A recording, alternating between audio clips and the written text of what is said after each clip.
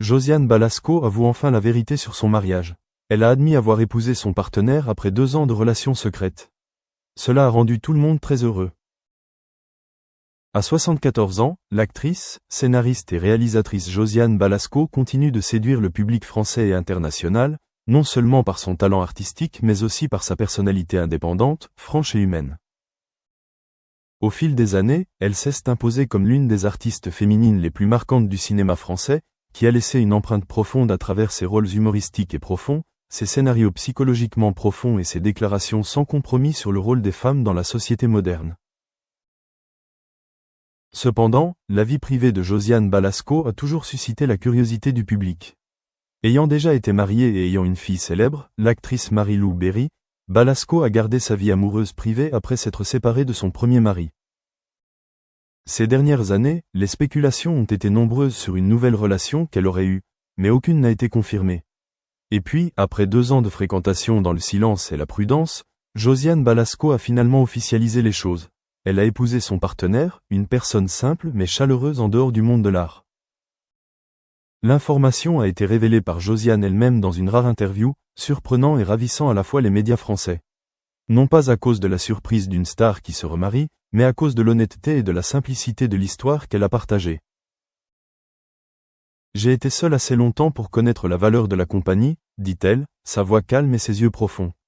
Nous n'avons pas besoin d'un mariage somptueux, juste d'une promesse dans une pièce calme et de beaucoup d'amour. Le partenaire actuel de Josiane n'est pas une célébrité, et c'est la raison pour laquelle cette relation peut exister dans un espace privé avec peu de personnes interférant. Selon des amis proches, les deux se sont rencontrés lors d'un événement caritatif où Josiane était l'invité d'honneur et son futur mari était l'organisateur. Il n'y a pas d'éclair de coup de foudre, mais plutôt une empathie latente qui se transforme peu à peu en intimité, ce que Josiane décrit comme une pluie douce, pas une tempête, mais une pluie qui pénètre profondément. Ils ont passé 2 ans à apprendre à se connaître, à partager des routines quotidiennes, de la préparation du dîner ensemble aux longues promenades dans le parc, sans avoir à rien expliquer à la presse. Jai vécut une vie assez bruyante, dit-elle en riant, alors quand Jai rencontrait la bonne personne, Jai sut que c'était quelque chose à laquelle je devais m'accrocher. Lorsque la nouvelle du mariage a été confirmée, ce qui a rendu Josiane la plus heureuse a été la réaction positive de sa famille, en particulier de sa fille, Marie-Lou Berry, qui est également une artiste de renom et comprend la pression de vivre sous les projecteurs. Marie-Lou a partagé sur les réseaux sociaux « Ma mère mérite ce bonheur.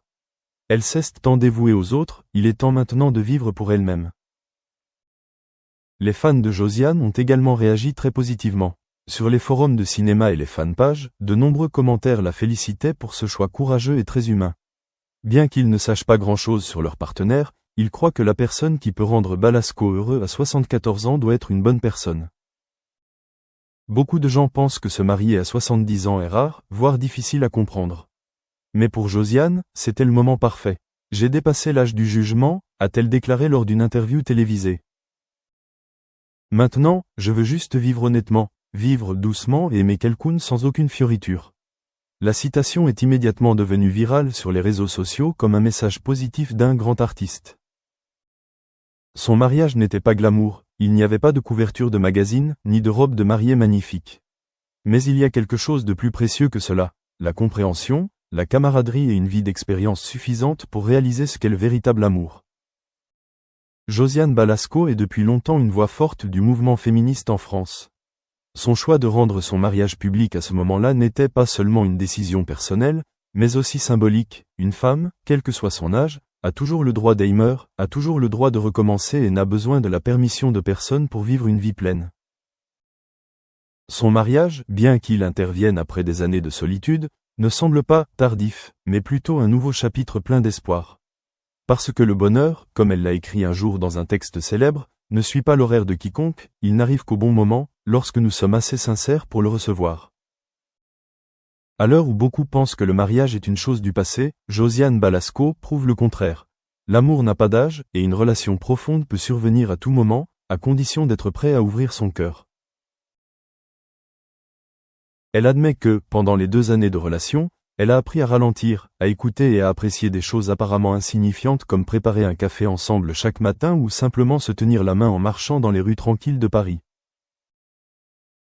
La beauté de son amour ne réside pas dans l'éclat des feux d'artifice, mais dans le feu brûlant et constant qui peut réchauffer un long hiver.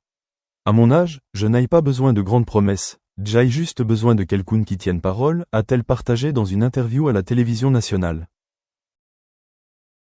Cela reflète non seulement une maturité émotionnelle, mais aussi une capacité à abandonner des attentes irréalistes, quelque chose que de nombreux jeunes doivent également apprendre. Josiane Balasco ne nie pas qu'il y a eu des moments où elle s'est sentie perdue. Après la fin de son premier mariage, elle s'est entièrement concentrée sur son travail, sa carrière. Platform, so that they are able to test the knowledge of the students. From the students' point of view, and speaking largely of the digital skills since we talked about it, in digital skills, unlike the other areas, you can't learn digital skills just by reading something or just watching a video. You need to practice on the real piece of software or the tool that you're learning. So for example, if you're learning how to do the data visualization on Tableau, unless you actually work on Tableau software, you'll never be able to learn. So what we've done is, in addition to the courses, there are 2,000 plus guided projects or hands-on projects available on platform, of Coursera platform today, where a student gets to see what the expert is doing on the software, and they get access to the real software then and there. So using the virtual desktop, they get access to the same tool, and they are able to practice while they are learning on the course itself. So that gives a great opportunity for the students to master the skills that they are learning and also demonstrate what they've learned. So both in terms of the faculty assistance as well as helping students, these are some of the things that we have done. Thank you. That's kind of going back to the skills question. How does your university identify these new high growth skills? Because obviously you have experts like Coursera who can help out, but is there anywhere internally that you're identifying these skills?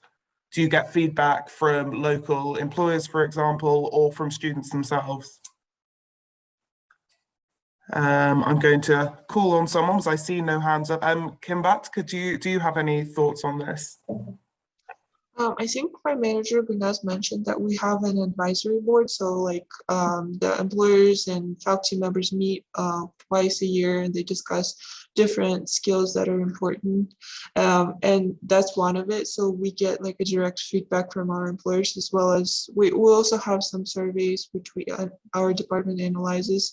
So using those, we see specifically what we're lacking. So for instance, it could be one of the examples was from the engineering faculty. There were some students that didn't have enough experience with, for instance, Python coding language. So we try to talk to the faculty, to the dean, and say, hey, we need to introduce this new course, or we need to make sure that this course is given to all of the engineering students. And another, Julia, as you mentioned, another thing is that we also get a lot of feedback from our students. We have a survey called Course and Teaching Evaluation. So it's right before the final